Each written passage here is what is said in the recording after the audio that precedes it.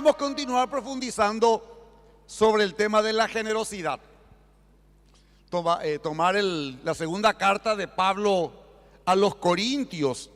La vez pasada tomamos solamente 2 versículos, el 1 y el 2, para dar un modelo de iglesia generosa, un modelo de iglesia que replica la enseñanza, que vive la enseñanza sobre dar. Tenemos la siguiente imagen, por favor. Ahí estaba. Es indudable que sí o sí necesitamos urgente ya una pantalla LED para poder ver todo. Yo creo que Mariana, vos no podés leer más esto y tenés que donar nomás ya la pantalla. Es el recorrido que hace Pablo, que empieza de Jerusalén y va pasando Éfeso, Corinto, terminando en Macedonia, en Berea, Tesalónica, Antípolis, y regresando de vuelta por Bitinia, por toda la zona de Galacia, por Listra, por Derbe, etc. O al revés, perdón. Ahí está regresando por barco nomás ya. Bueno, en ese primer viaje él estuvo enseñando a la iglesia. Acá se ve mucho mejor. Él está enseñando a la iglesia cómo dar. En ese primer viaje, porque pide la ofrenda para los hermanos en Jerusalén. Hay un problema en Corinto, se divide. Luego él les escribe una carta, la segunda carta a los corintios, una vez restablecida la autoridad de Pablo, y les habla de un ejemplo de la iglesia que estaba en Tesalónica, en Berea y en Filipos. No eran zonas ricas, eran zonas pobres, eran San Pedro, Cazapá, Concepción, por decirte así. Eran zonas pobres, pero que le enseñaron a Villamorra, Corinto, le enseñaron lo que era dar para el pueblo, porque el pueblo en Jerusalén tenía hambre, pasaba hambre.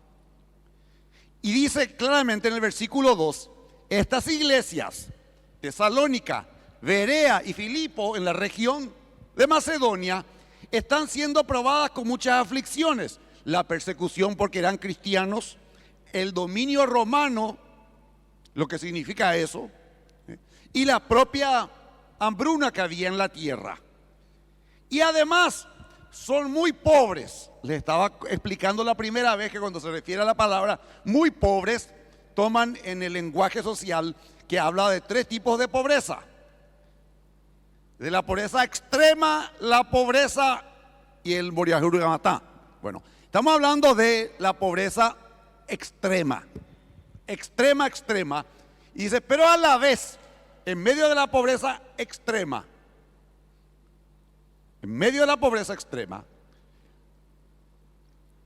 rebosan de abundante alegría, la cual se desbordó en gran generosidad.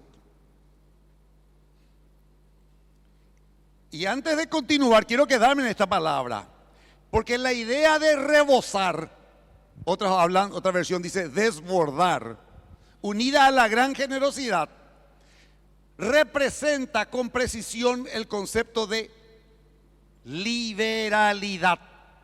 La liberalidad es la generosidad que desborda de un corazón alegre, lleno de amor, que no puede evitar el compartir lo que recibió por gracia para darlo en gracia. No es una cuestión de dar lo que me sobra, sino es una expresión abundante que sobra de lo más profundo del corazón, tomando la figura de una inundación. Llueve tanto sobre la tierra que el cauce del río se desborda inundando. Bueno, dar con la liberalidad, como lo dieron los macedonios, era de la abundancia que recibieron de Dios. Se desbordó en una inundación en su generosidad. Y vuelvo a repetir, cuando hablo de los macedonios, la inundación que recibieron no era de plata, no tenían dinero, estaban en medio de gran pobreza y mucha aflicción. Lo que nos quiere enseñar San Pablo es que los macedonios nos enseñan hoy que la verdadera riqueza no reside en las posesiones materiales, intelectuales, sociales, políticas, los recursos con que contamos. La verdadera riqueza es la generosidad que sale de un corazón agradecido a Dios, pero tan agradecido por su bendición que se desborda en amor y en ofrenda hacia los demás. Sí. El discípulo verdadero de Dios. Recuerden, nosotros como congregación no queremos un jardín de infante, una gran cantidad de niños que nunca crecen, que se pasan siempre recibiendo y reclamando porque no les gustó el sonido, porque no les gusta esto, no les gusta aquello. Queremos discípulos que se nieguen a sí mismos, que tomen su cruz cada día y le sigan al Señor. Y parte de los atributos, de las características de un verdadero discípulo es la de ser generoso con liberalidad. No se trata de una cuestión de cantidad, se trata de una disposición del corazón. Cuando vemos las necesidades, muchas veces tenemos una figura mental, no sé si a ustedes les ocurrió una vez, cómo me gustaría ayudarle. Miren un poco qué mal está. Pero, ¿sabe qué es lo que más nos detiene? Nuestras propias preocupaciones. Pero ¿de dónde me voy a sacar? Y si yo doy, ¿con qué me quedo? Lo que nos enseña la iglesia, las iglesias en Macedonia, que ellos se liberaron de esa lucha interna, ya pasaron esa etapa y se decidieron a dar generosamente, aun cuando sus recursos eran súper escasos. Vamos a decirle, tenían 10.000 guaraníes al día para vivir una familia de 7 personas. Porque su corazón estaba lleno de determinación, de amor y de la fe en un Dios que les iba a proveer todas las cosas conforme a sus riquezas en gloria que son en Cristo Jesús nuestro Señor. Así le escribe Pablo a la iglesia en Macedonia, a Filipos.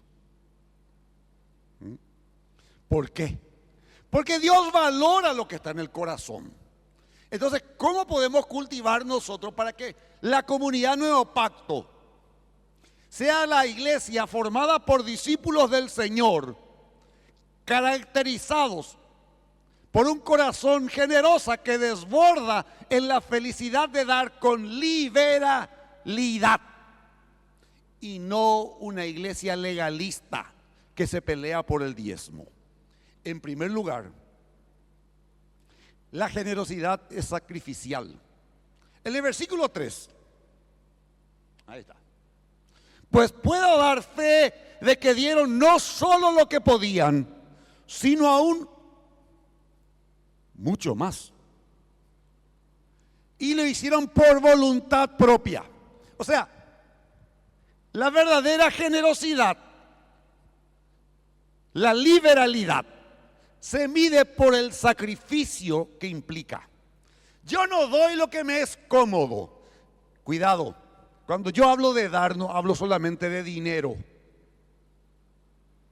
¿Quién soy yo? ¿Qué dones? ¿Qué talentos? ¿Qué recursos tengo? Tengo tiempo. ¿Le doy tiempo a Dios? No, yo necesito descansar. Tengo talentos. Sí, pero viste que si yo no cobro por mi talento, yo por eso vivo.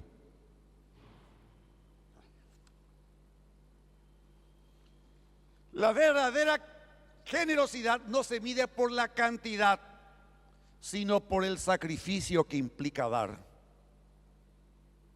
Por eso es que los macedonios, ya sean de Filipo ya sea de Tesalónica o de Berea, dieron lo que les costaba, lo que les dolía, porque mostraban al dar su verdadera fe y dedicación a Dios. ¿Qué es lo que es sacrificio? Y eso hago para Fernando, que dice que él quiere que yo ponga los conceptos y me explaye. Yo tengo miedo de aburrirles. El sacrificio implica renunciar a algo que valoramos. Es fácil donar la ropa que no nos gusta para la iglesia, para que se le dé a alguien o se venda.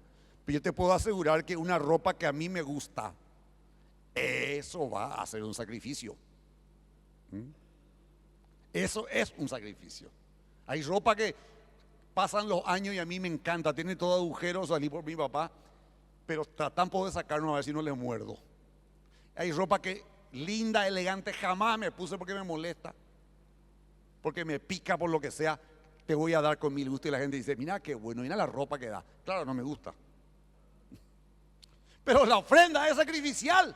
Yo debo dar lo que me duele, porque la verdadera generosidad se manifiesta cuando nosotros damos de nuestros limitados recursos, porque confiamos que Dios proveerá. La generosidad también es voluntaria. El versículo 4 dice: pidiendo, nos suplicaron, dice esa versión, voy a usar esta versión, nos suplicaron una y otra vez tener el privilegio de participar en la ofrenda para los creyentes de Jerusalén. Otra versión dice: pidiendo con muchos ruegos que los dejen participar en este servicio para los santos. Qué diferente acá, hermano. El hermano Oscar Toledo está a cargo del ministerio social. Claro que está a cargo del ministerio social. Claro que él está poniendo casi todo solo. Y los que íbamos a poner, y si él no hincha y no puedo, no tengo. Qué diferente a una iglesia pobre que dice: les suplicamos. Y le dicen los líderes: ustedes no pueden. Pendemoria juete de iño. Que copenso hue partida. No. Nosotros queremos dar. Nosotros, dándome la oportunidad. Pero ¿de dónde me vas a sacar? Eso ya no es tu problema. Yo confío en que si yo siembro generosamente, yo voy a cosechar generosamente. Que en la medida que yo doy, yo recibo. Y cuanto más doy, más voy a recibir. Pero no me motiva la codicia. Lo que me motiva es que el tanto recibí de Dios, que yo siento que hay un gozo que se desborda por la oportunidad de poder ofrendar para satisfacer la necesidad de mis hermanos. Tengo un deseo genuino de contribuir. O sea, es un tema de actitud. Y creo que una de las pocas áreas de mi vida que yo puedo predicarles con autoridad y decirles: sean imitadores de mí como yo soy imitador de otros. El dar con generosidad, con liberalidad, aun cuando sea sobre giro de banco. Porque sé que Dios va a proveer. Pero yo no soy dueño del oro ni la plata. Yo no soy dueño de mis recursos, excepto de la ropa que me gusta. El resto pueden llevarse todo, porque con nada vamos a ir al ataúd. Con nada.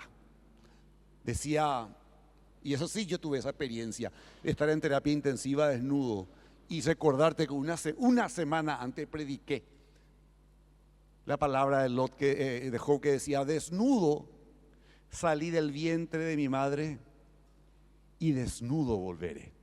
En ese momento te acordás de Job. Desnudo saliste y volvés sin nada. Entonces, ¿de qué te valió luchar tanto para guardar y tener las cosas? Recuerden que la actitud debe ser de gran alegría y gozo. Porque si vos das por coacción o por querer hacer un negocio, si yo le doy 100 al Señor, Dios me va a dar 1.000.000. No, nada. Dios ama al dador alegre. Le da doble de lo que ha dado. ¿Pero por qué? Porque da con un corazón alegre. Por eso que Pablo destaca en el versículo 5, no solo conforme a sus fuerzas, sino mucho más de lo que ellos podían, nos dieron voluntariamente. O sea, la actitud de dar era no solo conforme a lo que podían, sino mucho más de lo que ellos podían, dándonos voluntariamente. Para mí hay un principio fundamental allí. La gracia de Dios que opera en nuestros corazones. Creo que Jorge está escribiendo sobre la gracia. Anotá esto, Jorge. La gracia de Dios que opera en nuestros corazones nos hace dar como respuesta a la gracia que hemos recibido. Nada ni nos merecemos. ¿O acaso alguno de ustedes ganó la salvación por obra? Bueno, yo por eso lo he hecho traer a papá y a mamá y aguantarme cuando hablan, contribuye a la parte de obra. Pero el perdón de mis pecados es mucho más que eso. Tendría que llevarle y traerle a papá y mamá todos los días más o menos. Y aún así sería insuficiente. Lo recibí por la gracia y no recibí lo que sí me merecía por la misericordia. Y la palabra es tan hermosa cuando dice, tu misericordia se renuevan nuevas son cada mañana. Entonces yo doy de gracia. ¿Y qué es lo que hace la gracia? Hablo por mi experiencia personal. Transforma mi corazón y me mueve a actuar. Me mueve a actuar. Y si nosotros somos movidos a actuar por la gracia del Señor, no va a haber entre nosotros ningún necesitado. ¿Por qué?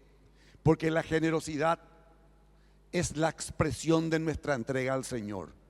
La generosidad no es un atributo nuestro. El ser humano por naturaleza es egoísta. Mirarle al niño. ¿Qué va a ser generoso el niño?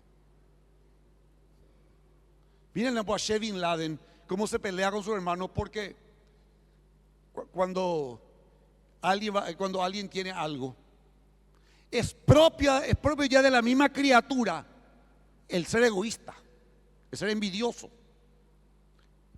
Es la naturaleza carnal, pecaminosa.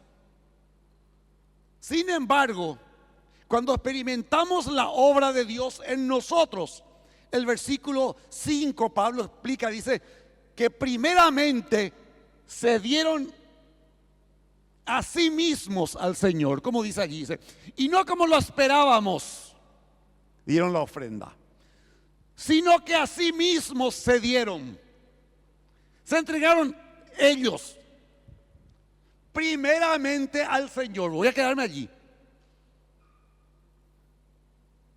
Yo no le voy a dar, voy a sumar, esto voy a dar. No. ¿Saben lo que ellos hicieron? Ellos mismos, o sea, yo me tiro adentro. Yo me tiro adentro. Yo me voy adentro y me quedo. Porque eso es el discípulo.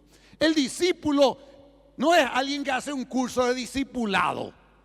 Es alguien que se entrega totalmente al Señor. Y dice como Pablo, ya no vivo yo, sino que Cristo vive en mí. Y lo que vivo en la carne, lo vivo en la fe del Hijo de Dios, quien murió y se dio a sí mismo por mí. O sea, ¿fe a quién? Aquel que primero se dio totalmente en ofrenda por mis pecados. Ese es el nuevo pacto. Él hizo la obra en mí. Yo no voy a dar por mi generosidad. Voy a dar porque le experimenté a alguien quien se entregó a sí mismo por mí. Y él entregó toda su vida sin dejar nada hasta que dijo, consumado es. Y me dio la oportunidad de abrirle mi corazón. y de confesar el perdón de el arrepentimiento para perdón de mis pecados y recibirle como el Señor de mi vida para la salvación eterna. Eterna. Y su Espíritu Santo sella en mí la identidad de Cristo.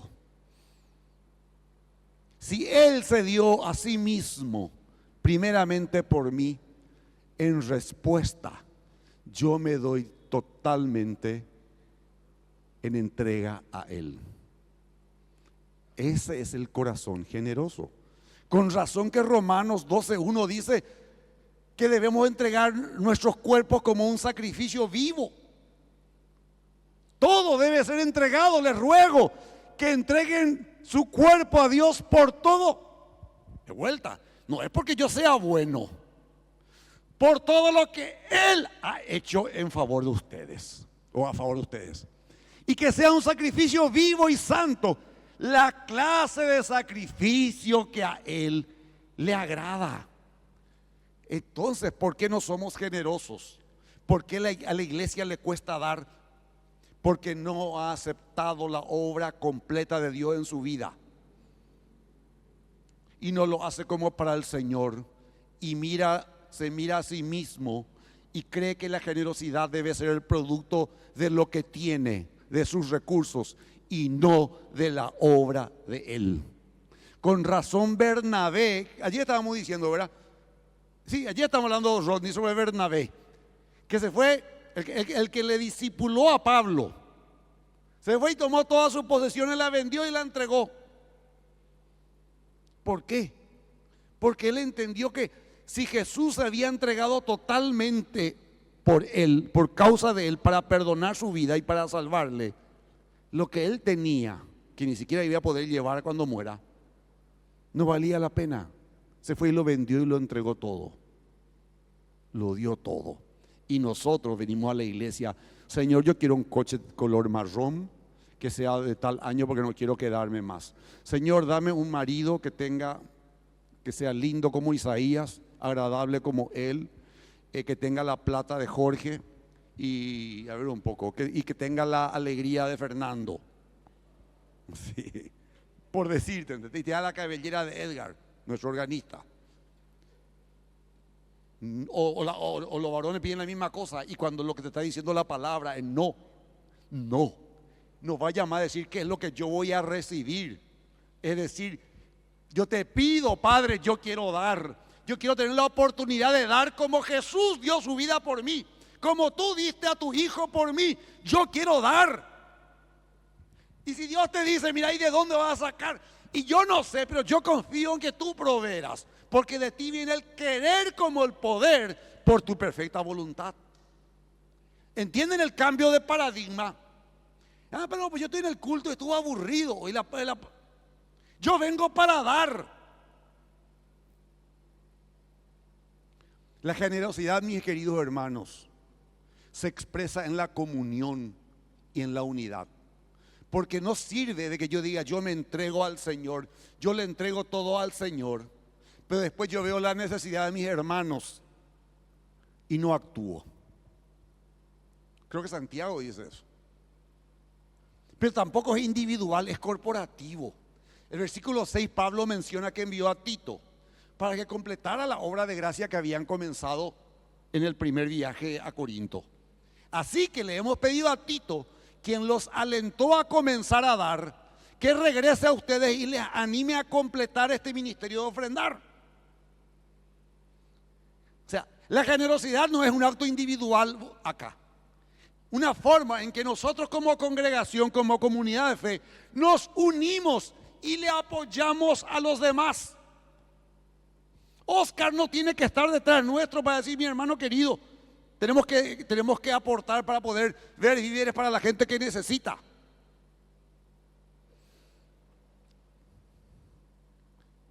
Maggie y Alfonso no tienen que venir junto a nosotros y decir, ¿me pueden ayudar para el Chaco? Hay tanta hambre allí. Nosotros, como comunidad, debemos apartar, dice la palabra, el primer día de la semana con un corazón generoso que da con liberalidad para cubrir las necesidades de nuestros hermanos. Saben que el mundo se maneja por una ley que se llama la ley de Pareto. La ley de Pareto dice que el 20% cubre las necesidades del 80%. O sea, vos te vas a una oficina y el 20% hace todo el trabajo y el 80% es vividor, son Ibáñez. No, en el cuerpo de Cristo, no importa en el lugar que vos estás, no importa que vos estés allá chimentando entre los músicos, lo importante es que yo soy parte del cuerpo de Cristo y todos tenemos la obligación de dar de nosotros lo que de gracia recibimos, sea nuestro tiempo, sean nuestros talentos. Acá ahí tenemos, siempre me dicen, acá tenemos psicólogos, acá tenemos médicos, acá tenemos abogados, acá tenemos consejeros, gente que hace coaching, tenemos economistas que son especialistas en finanzas, tenemos gente que sabe hacer flujo de caja, que saben trabajar en manejo financiero. Se va el pobre Nelson Domínguez a repartir folletos afuera para ganar almas para el Señor. Nelson Rivero, ¿qué dije yo? Nelson Domínguez no sale más de su casa, no tiene permiso. Nelson Rivero se va y reparte los folletos. Ese folleto debe decir: tener un problema mental, está Tercita. Tener un problema financiero, está Jorge. Tener un problema existencial, está Marcos. No sé, estoy nomás diciendo, ¿querés saber leer y escribir? Miriam Morán fue periodista chismosa, manejaba la farándula, te va a enseñar. Y estoy hablando de la gente que yo más conozco. ¿Querés vender humo? Lorenzo, el locutor. Y entonces le ofrecemos valor agregado a lo que Nelson está haciendo. ¿Para qué? Para que la gente venga y buscando su necesidad, lo que antes eran la sanidad y milagros del Nuevo Testamento, hoy los problemas de salud mental, salud financiera, relacional, de la familia, la iglesia está en condiciones de utilizar esa necesidad como un anclaje, como un medio para presentar el evangelio de Jesucristo. ¿Quién provee las necesidades? Jesús. ¿Quién perdona las deudas? Jesús. ¿Quién sana las dolencias? Jesús. ¿Quién cambia nuestra mente? Jesús. Le tenemos a Jesús la solución de la vida y somos incapaces de dar el nombre de Jesús, de utilizar todos los medios que tenemos para presentar a Jesús. Y la generosidad también se expresa en nuestro dar al liderazgo, a los pastores. Y no como lo esperábamos, sino que asimismo se dieron primeramente al Señor. Y dice Pablo, como líder, como pastor, como apóstol, ponle el nombre que quieras.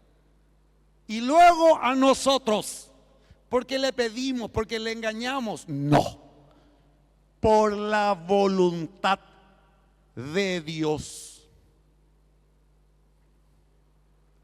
Por la voluntad de Dios. Y decimos nosotros, ¿por qué no se van y no trabajan ellos? ¿Por qué tengo que darle yo a ellos? Otros sí que dicen, ¿y por qué él no le visita? O ellos no le visitan, si pasó le pagamos como si fuesen nuestros empleados. Acá dice, y luego a nosotros. Y luego a nosotros. Con razón en la palabra dice, no pongan bozal al buey que trilla. ¿Qué es el buey que trilla? El buey que está girando para molinar el maíz, el grano. Y si vos le atajas, ¿cómo va a hacer su trabajo? ¿Cómo va a hacer su trabajo? Si nosotros no le damos los recursos a la iglesia, ¿cómo van a salir a predicar? ¿Cómo van a salir a enseñar? Y acá yo tengo algo que quiero comentarle a la iglesia y no me corresponde a mí, pero como tengo uso del micrófono y tengo la voz de Dios,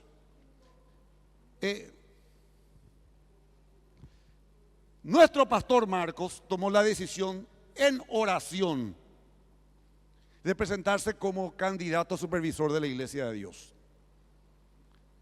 Nosotros los que le conocemos a Marcos, conocemos su corazón, sabemos que su interés no es político, sabemos que él no tiene una agenda ególatra, es un hombre que ama a Dios, se entrega a Dios y ama la obra. Entonces yo digo, ¿por qué la iglesia tendría que dejarle a Marcos como pastor que se vaya y se destruya solo en el camino? No, nosotros con un grupo de hermanos en la iglesia nos pusimos en la brecha y le estamos respaldando. Pero eso debe ser toda la iglesia. Preguntarle a Marco y decirle, Marco, algunos le llaman pastor, pastor, ¿en qué te puedo ayudar? ¿Tenés para tu nafta? ¿Puedo orar por vos? ¿Tenés alguna petición? Porque eso es lo que estaban haciendo. Estaban reconociendo el trabajo de Pablo, de Tito, de Timoteo, etcétera, y le dicen, ¿cómo le podemos ayudar a ustedes para que ustedes sigan sembrando el evangelio? O a los líderes de los ministerios. Alguien se acerca a Benjamín y le dice, pastor Benjamín, ¿en qué te podemos ayudar en el trabajo maravilloso que haces con la infraestructura o con los jóvenes? Alguien se acerca y le dice al ministerio de niños, ¿en qué te podemos ayudar? Ya sabemos que ellas son capas, pero nos acercamos y le decimos, ¿en qué te podemos ayudar? Por lo menos para cerrar su ministerio, no sé. Y acá llegamos al último, que es el diezmo. La gente me discute el tema de diezmo. El Nuevo Testamento no habla del diezmo. El diezmo era el 10% de un régimen político teocrático. O sea, era el impuesto que se daba para mantener una tribu, la tribu de Leví, que tenía la orden de Dios de no trabajar en las cosas materiales, sino dedicarse al servicio del templo. Por eso, cuando el pueblo quiso rey, Samuel le dice, cuidado, el 10% ya va a ser insuficiente y le va a subir la carga. Termina el Antiguo Testamento diciendo, ¿robará el hombre a Dios? No, ¿cómo le va a robar a Dios? Me robaron en vuestros diezmos y ofréndales. Viene el Nuevo Testamento, se toma ese versículo y el legalismo trata de replicar el 10%. Y se entra en debate de gente que te dice, el 10% es el neto de lo que me sobra o el bruto de lo que recibo. Se debe descontar del IPS, pero yo tengo esto, yo di aquello, o de la ofrenda que di. A mí me mata, porque ¿saben lo que me dice a mí? Que tu corazón es un corazón de ladrón y le está viendo la vuelta. Porque lo que yo le estoy hablando es el modelo de la iglesia, del nuevo pacto. Yo creo que no es el 10% lo que daban los primeros cristianos. Se habla de un promedio de 60%. Cuidado, yo no estoy hablando de montos acá. Daban, ¿por qué? Porque confiaban que cuanto más daban, más iban a recibir. Porque Jesús les enseñó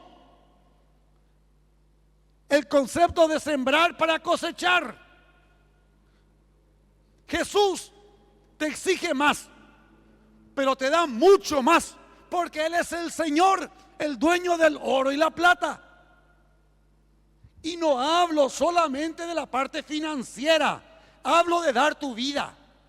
Ah, no, pues yo me dediqué a Dios esta semana. ¿Qué hiciste? Y me fui al templo el domingo. Yo ya hice mi devocional, sí, estuve 15 minutos en oración y lectura de la palabra. Somos del Señor 24/7. Somos mayordomos. Esta iglesia no les va a mentir. Nosotros queremos serle fiel a Dios, dando la palabra, la sana doctrina. Y el diezmo no figura en la Biblia.